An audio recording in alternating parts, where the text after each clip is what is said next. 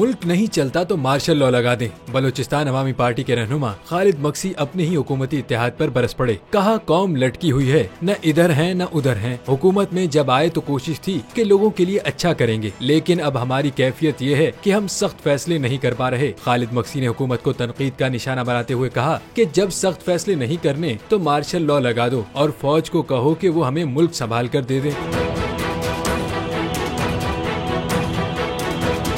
खालिद मक्सी ने इमरान खान की मुज़ाकरात की दावत पर पेशरफ्त न होने पर रद्दअमल देते हुए कहा कि जब वहाँ से दावत आई है कि बैठकर बात कर लें, मिलकर बैठकर मुल्क की एक सिमत मुतय्यन कर दें। बीएपी के रहनुमा ने मशवरा देते हुए कहा कि अगर हिम्मत नहीं है तो फौरन इलेक्शन करा दें और अगर नहीं कराने तो साफ साफ आवाम को बता दें कि अभी इलेक्शन इसलिए नहीं हो सकते।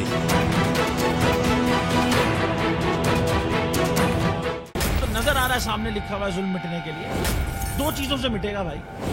एक, अदल की कुर्सी पे जो लोग बैठते हैं ना, वो अदल के हिसाब से फैसले करने लगे।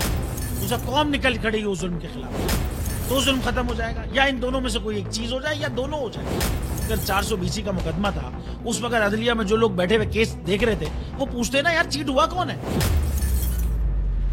जब उनको दिखता कोई चीट नहीं हुआ, केस खत्म कर देते। तो जालिम जुल्म कर ही नहीं पाता। 9 जजेस ने नोट बिफोर किया मेरे केस को, यार 1.5 साल चला। शख्सी जमानत का केस, सेम केस इस्लामाबाद में कर दिया। एक ही इल्जाम पे 2 केस हो नहीं सकते भाई। मतलब 60 दिन का वक्त होता है। 102 दिन के बाद मैं जीत गया, केस बरी हो गया।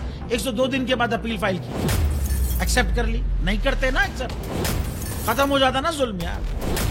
भरी अदालत में मुझे बरी कर दिया, फिर पता नहीं क्या हुआ, 2.5 घंटे बाद का नोट बिफोर।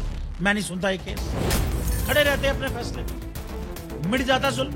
अल्लाह ताला ने बिठाया इन कुर्सियों पे इनको यार, ये अल्लाह ताला की तरफ से फैसले करते हैं। तो या तो ये फैसले आएंगे, जुल्म मिट जाएगा, या कौम खड़ी हो जाएगी जुल्म के खिलाफ।